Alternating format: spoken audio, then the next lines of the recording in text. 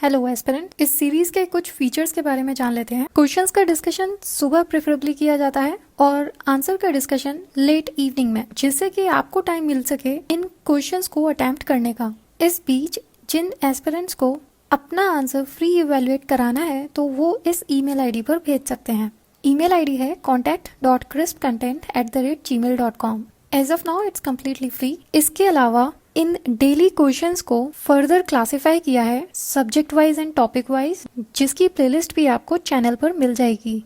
इसका फायदा यह होगा, एस्पिरेंट्स का स्टैटिक पोर्शन अभी कंप्लीट नहीं है या फिर उनका कोई पर्टिकुलर टॉपिक ही कंप्लीट है, फॉर एग्जांपल GS1 का आर्ट एंड कल्चर, तो ऐसे एस्पिरेंट डायरेक्ट चैनल पर जाकर GS1 की प्लेलिस्ट खोल सकते हैं और उसमें दिए गए सारे आर्ट एंड कल्चर के क्वेश्चन एंड आंसर के डिस्कशन को देख सकते हैं और साथ में प्रैक्टिस कर सकते हैं। यह उनके लिए भी हेल्पफुल होगा जिन्हें 1 या 2 क्वेश्चन ही प्रैक्टिस करने हैं डेली। बाकी करंट अफेयर बेस्ड क्वेश्चंस तो आप डेली प्रैक्टिस कर ही सकते हैं, क्योंकि उनके लिए mostly current affair based knowledge ही चाहिए होती है। इस तरह आप अपनी art of answer writing skills को बढ़ाने के साथ साथ उन टॉपिक्स को भी लर्न और रिवाइज कर पाते हैं जो आने वाले अपकमिंग एग्जाम के लिए मोस्ट इम्पॉर्टेंट होते हैं।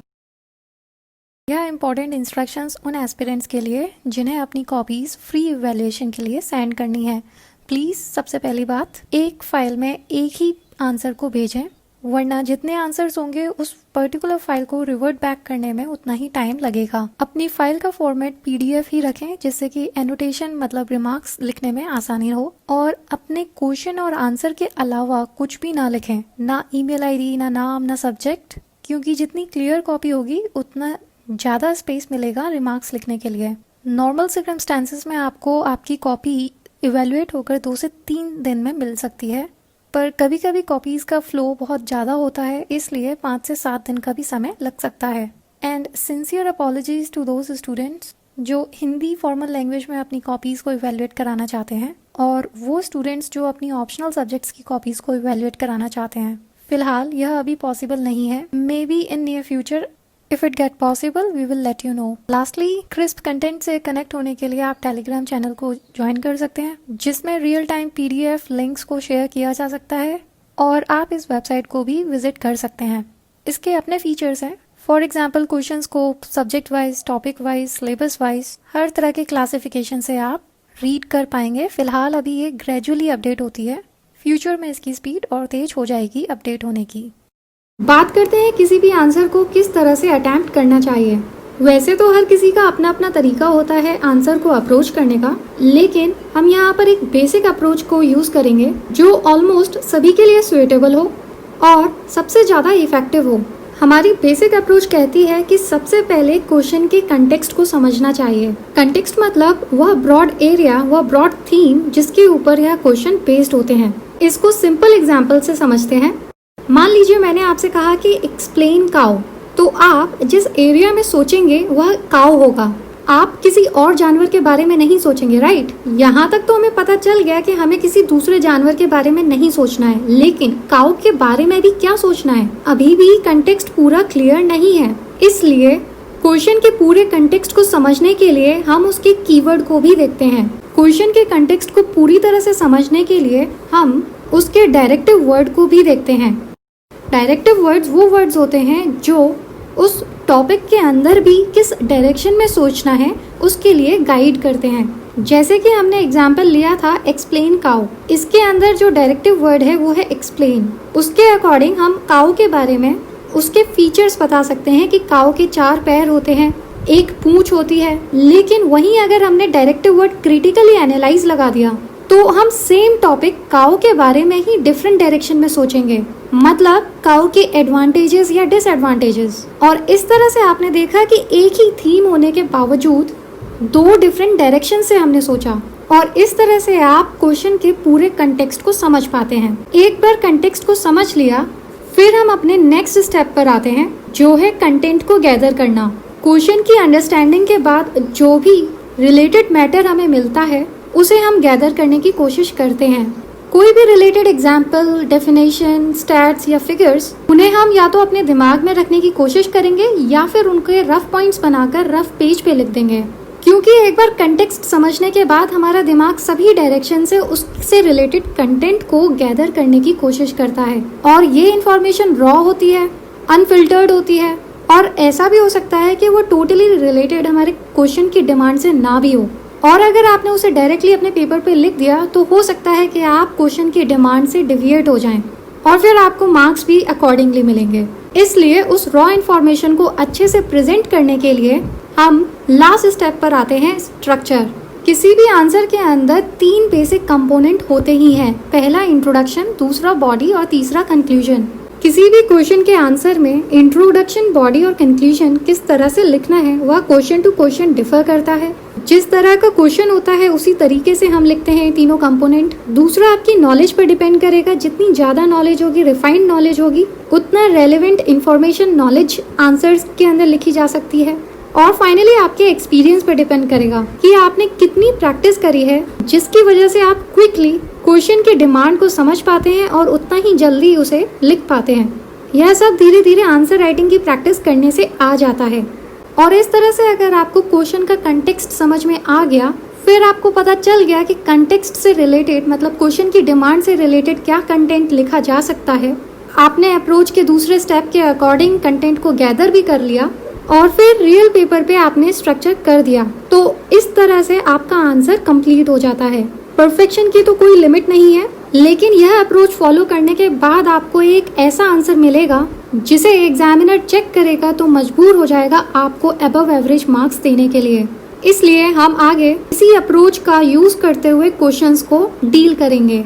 Let's look at the today's GS4 question. आज हम इस वीडियो के अंदर केस स्टडी को करने वाले हैं। तो यह केस स्टडी कुछ इस तरह से है कि आप मिनिस्ट्री के अंदर सीनियर ऑफिसर हैं, जिसकी वजह से जो भी बड़े बड़े डिसीजन लेने वाले होते हैं या कोई भी बड़ी अनाउंसमेंट होने वाली होती है रोड कंस्ट्रक्शन प्रोजेक्ट से रिलेटेड या फिर इसी तरीके के प्रोजेक्ट से रिलेटेड, तो पब्लिक को पता लगने से पहले मतलब पब्लिक में अनाउंसमेंट होने से पहले आपको इन डिसीजन के बारे में पता चल जाता है। एक सिमिलर केस ऐसा ही आता है। एक मेगा रोड प्रोजेक्ट की जो ड्राइंग्स हैं वो तैयार हो चुकी हैं और उसके बारे में मिनिस्ट्री अनाउंस करने वाली है। And sufficient care was taken by the planners to make use of the government land with the minimum land acquisition from private parties. और प्राइवेट पार्टीज़ के लिए जो कंपेंसेशन रेट है वो गवर्नमेंट रूल्स के अकॉर्डिंग पहले ही फाइनलाइज हो चुकी है। डिफॉरेस्टेशन करने की कम से कम ज़रूरत पड़े, इस बात का भी ध्यान रखा गया। ऐसा एस्टिमेट किया जाता है एक बार अगर इस प्रोजेक्ट के बारे में अनाउंस कर दिया तो वहाँ के जो भी रियल एस्टेट के प्राइजेस होंगे वो एकदम से बढ़ जाएंगे। अब बात करते हैं मिनिस्टर की। मिनिस्टर आपको इंसिस्ट कर रहे हैं कि रोड को इस तरह से मोड़ दिया जाए कि वो उनके 20 एकड़ फार्म हाउस के पास में आके से गुजरे। ऐसा क्यों चाहते हैं वो आपको पता चल गया होगा, क्योंकि फिर उनके फार्म हाउस की प्राइसेस मतलब उस लैंड की प्राइस और बढ़ जाएगी। साथ में मिनिस्टर कहते हैं कि आपके लिए वह इस मेगा प्रोजेक्ट के आसपास की जो लैंड है, एक बड़ा ज़मीन का प्लॉट आपकी वाइफ के नाम पर खरीदवाने में मदद करेंगे और उसकी प्राइस अभी जो नॉमिनल अभी प्राइस चल रही है उसी प्राइस पर। और मिनिस्टर आपको इस तरह से कन्विंस कर रहे हैं कि उस लैंड को ख़रीदने में किसी भी तरह का हार्म नहीं है, क्योंकि वो लीगली ख़रीद रहे हैं। और मिनिस्टर आपसे वादा कर रहे हैं कि अगर आपके पास ज़मीन खरीदने के लिए सफिशिएंट फंड्स नहीं है तो मिनिस्टर अपनी तरफ से वह कमी पूरी कर देंगे। लेकिन आप देखते हैं कि अगर आपने रोड का रीअलाइनमेंट किया तो बहुत सारी कल्चरल लैंड है उसे भी एक्वायर करने की ज़रूरत पड़ेगी और जिसकी वजह से गवर्नमेंट के ऊपर फाइनेंशियल बर्डन बढ़ सकता है और साथ में फार्मर्स का भी डिस्प्लेसमेंट हो सकता है। आपको पता चलता है कि साथ में काफ़ी ट्रीज़ को भी काटना पड़ सकता है, मतलब एक तरह से ग्रीन कवर कम हो सकता है। अब ऐसी सिचुएशन में आप क्या करेंगे, सबसे पहला। दूसरा, आपको कौन कौन से कॉन्फ्लिक्ट ऑफ इंटरेस्ट नज़र आ रहे हैं इस केस स्टडी में, दूसरा। और फिर तीसरा कि आपकी क्या रिस्पॉन्सिबिलिटी है एज अ पब्लिक सर्वेंट इस तरह के केसेस में। इस केस स्टडी को समझिए और इसे खुद करने की कोशिश करिए। इसके आंसर के हिंट्स हम कुछ देर में देखेंगे। आई होप आप सभी ने अपना आंसर लिखा होगा।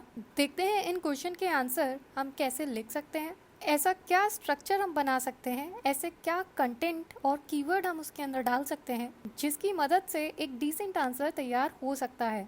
These ends may not be holistic, but you can use them as a compass through which you can evaluate your answer whether you have written your answer in the right direction or not. चलिए इन्हें देखते हैं। Before we move forward, there is one channel news. वह सारी PDF files जिसके अंदर आपने अपने आंसर्स को इवैल्यूएशन के लिए भेजा था, 1 जून से लेकर 14 जून तक जितनी भी कॉपीज़ हमारे पास रिसीव हुई थी वो सारी इवैल्यूएट होकर वापस रिवर्ट बैक हो चुकी हैं। जस्ट इन केस अगर किसी की मिसप्लेस हो चुकी है या फिर आपको लगता है कि आपने भेजी थी लेकिन आपको वापस नहीं मिली है, तो लेट अस इन्फॉर्म या फिर आप उस सेम फाइल को दोबारा से सेंड करें। We are talking about those files which we have received from 1 June to 14 June. 14 जून के बाद जो कॉपीज़ हैं वो जल्दी से जल्दी रिवर्ट बैक की जाएंगी। Don't worry about it, just keep practising and give your best effort. चलिए वापस अपने क्वेश्चन पर आते हैं। इस आंसर के इंट्रोडक्शन की शुरुआत आप केस के बारे में बताएंगे। यह केस बेसिकली पॉलिटिकल करप्शन से डील कर रहा है और आपकी इंटीग्रिटी और अपराइटनेस को टेस्ट कर रहा है, क्योंकि आप एक सीनियर ब्यूरोक्रेट हैं और यहाँ पर आपकी मोरालिटी, प्रोफेशनल एथिक्स दांव पर हैं। So this is a case of political corruption and test of your integrity and uprightness as a senior bureaucrat. The situation challenges your morality and professional ethics. तो सबसे पहले जैसे कि क्वेश्चन ने पूछा था कि आप इस केस के अंदर क्या करेंगे, उन्हीं को लिस्ट आउट करते हुए सबसे पहला पॉइंट लिखेंगे कि आप किसी भी फॉर्म के करप्शन के अंदर पार्टी नहीं बनेंगे। आप अपना काम इंटेग्रिटी, ऑनेस्टी और ट्रूथफुलनेस के साथ काम करेंगे। खुद तो आप कुछ गलत नहीं करेंगे, साथ में आप दूसरे पॉलिटिकल एग्जीक्यूटिव्स को फ्री और फेयर एडवाइस देंगे बिना किसी डर के कि उन्हें भी नहीं करना चाहिए। आप अपने मिनिस्टर को भी करप्शन के इल इफ़ेक्ट्स को बताएंगे और बताएंगे कि ये सोसाइटी के लिए भी गलत होगा। आप फार्मर्स के इंटरेस्ट में एक्ट करेंगे और जो इन्वायरमेंट उसकी वजह से ख़राब हो रहा था, पेड़ काटने जाने वाले थे, and society as a whole, उन सब के लिए काम करेंगे।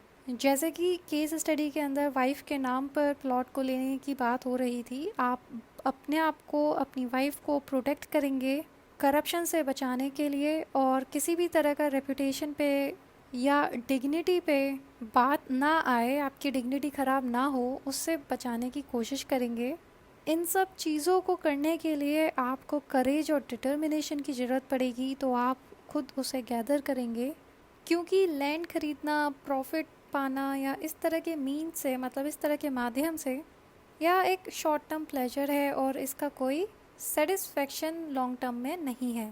पर इतने पावरफुल लोगों के सामने खड़े होना, उनके अगेंस्ट खड़े होना, इसके लिए ट्रेमेंडस करेज की ज़रूरत पड़ेगी, जो कि आप अपने ग्रेट लीडर्स की लाइफ से या सिविल सर्वेंट्स की लाइफ से इंस्पिरेशन लेने की कोशिश करेंगे। आप अपने स्टेटमेंट को मोरली सपोर्ट करने के लिए कोट का यूज़ कर सकते हैं, जैसे कि गांधी जी मानते थे, I will work in the interest of weak and vulnerable farmers, environment and efficiently use public money to complete the projects. इस तरह से एक मोरल सपोर्ट बनता है आपके आंसर के अंदर, और वो भी ग्रेट लीडर्स का, जो आपके डिसीजन को, आपके स्टेप्स को सब्सटेंशियल बना देता है। अब क्वेश्चन की दूसरी डिमांड को एड्रेस करते हैं। क्वेश्चन की दूसरी डिमांड में पूछा था कि कौन कौन से कॉन्फ्लिक्ट्स ऑफ इंटरेस्ट हैं केस के अंदर, उन्हें लिस्ट आउट करिए। सबसे पहला यहाँ पे professional interest versus personal interest की बात है। जैसे कि मिनिस्टर का प्रोफेशनल इंटरेस्ट है उस रोड प्रोजेक्ट को अच्छे से एग्जीक्यूट करना, जो कि एक सोशल कैपिटल बढ़ाएगा उस जगह की, और साथ में लोगों का ट्रस्ट और क्रेडिबिलिटी उस गवर्नमेंट के अंदर इंक्रीज़ करेगा। लेकिन यहाँ पर पर्सनल इंटरेस्ट भी देखा जाता है कि उस प्रोजेक्ट के वो रीरूट करना चाहते हैं, जिससे कि उस मिनिस्टर के फार्म हाउस की प्राइसेस हैं वो इंक्रीज़ हो जाएं।